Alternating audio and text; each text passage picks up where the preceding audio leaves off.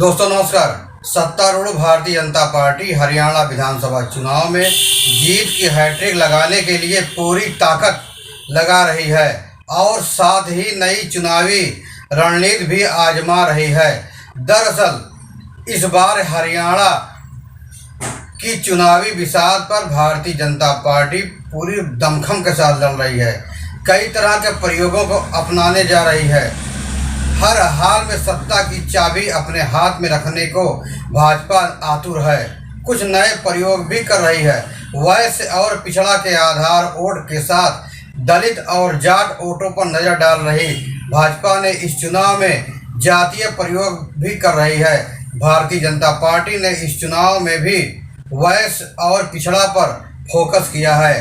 हरियाणा का यह चुनाव ऐतिहासिक चुनाव बनता जा रहा है। इस बार भाजपा के रणनीतिकारों ने 42% ओबीसी वाले समूह से 22% ओबीसी को चुनावी दंगल में उतारा है। वैश्य जात को केंद्रित करते हुए भारतीय जनता पार्टी ने नायाब सिंह सैनी के सहारे जीत की बाजी खेली है। हालांकि वैश्य जात से 5 उम्मीदवारों को उतारकर अपना फोकस कुछ अन्य जातियों पर भी किया है। सीएम फेस की आड़ भाजपा कुछ अन्य जातियों को पैठ बनाना चाहती है। भाजपा ने इस बार जाट वोटों पर बहुत ज़्यादा भरोसा नहीं किया है, क्योंकि जाट उसके साथ इस बार नहीं रह रहे हैं।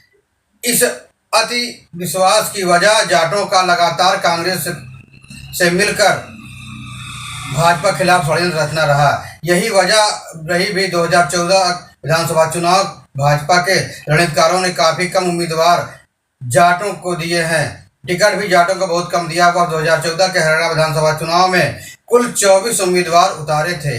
वर्ष 2019 हरियाणा विधानसभा चुनाव में कुल 19 जाट उम्मीदवारों पर अपना किस्मत आजमाकर भाजपा ने अपनी दृष्टि स्पष्ट कर दी है। निरंतर प्रयोग को आजमाती भाजपा ने हरियाणा विधानसभा में बहुमत को प्रभावित करने को लेकर कुछ अल्पमत वाले वोटरों पर भी निशाना साधा है। इस बार भाजपा के टारगेट पर ब्राह्मण वोट है। उसकी प्रतिशत तो मात्र 12 ही है, पर कई विधानसभा क्षेत्रों में उसकी पॉइंट है और इन्हें भाजपा की तरफ मोड़ने के लिए 12 विधानसभा क्षेत्रों से ब्राह्मण उम्मीदवारों को चुनावी समर में उतारा है। उनके साथ ही भाजपा ने एक सोची समझी रणनीति के तहत ब्राह्मण समुदाय से आने वाले कद्दावर नेता अनिल विज को ब्राह्मण की नज़र में सीएम के रूप में भी प्रोजेक्ट कर डाला। हालांकि यह मांग स्वयं भाजपा के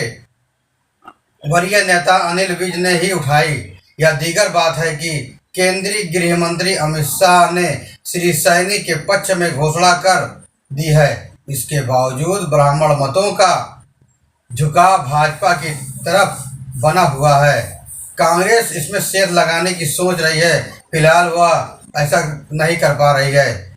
इन सब में इधर भाजपा का ध्यान कांग्रेस के वोटों में बिखराव की हर स्थिति पर टिकी हुई है। चर्चा है कि इंडियन नेशनल लोकदल और बसपा के गठबंधन में भाजपा की भूमिका प्रमुख है। इसके अलावा जेजेपी और चंद्रशेखर की पार्टी का गठबंधन भी भाजपा की उस उम्मीदवारी को जीवित कर गया जहां राज्य में दलित और जाट वोटों का बिखराव होगा। वहीं आम आदमी पार्टी और कांग्रेस का समझौता न होना भी अपरोक्ष रूप से कहीं न कहीं भाजपा की मदद ही कर रहा है।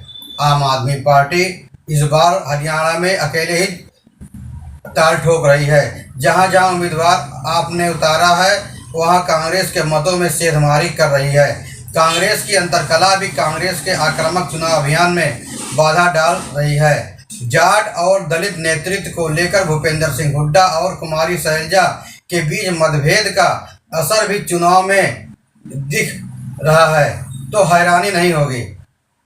लोकसभा चुनाव में कुमारी शैलजा का असर दलित मतों पर दिखा और कांग्रेस ने जाट मतों की गोलाबंदी के साथ 10 लोकसभा में 5 सीटों पर जीत हासिल की थी।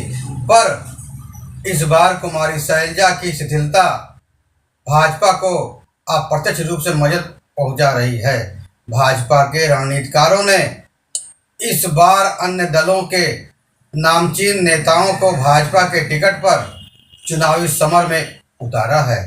भाजपा के रणनीतिकारों को अपने इस दांव पर भी भरोसा है। भाजपा के रणनीतिकारों ने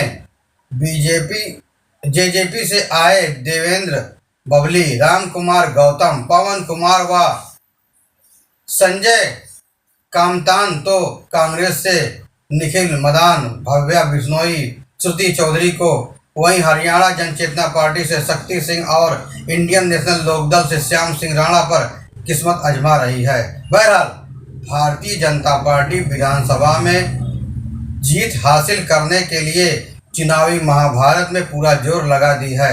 वहीं कांग्रेस भी किसी से कम नहीं है, लेकिन आम आदमी पार्टी ने अकेले चुनाव मैदान में कूद जाने से कांग्रेस की स्थिति कुछ डामाडोल हो गई है। वहीं बसपा तथा चंद्रशेखर की पार्टी भी दलित वोटों को अपने पाले में लाने के लिए एड़ी चोटी का जोर लगा रही है, लेकिन केजरीवाल ने सभी की नींद उड़ा दी है। कौन जीतेगा यह चुनाव, जिसके सिर हरियाणा का ताज होगा, यह भविष्य के गर्भ में है। फिर मिलेंगे नई जानकारी के साथ, नई खबरों के साथ। धन्यवाद।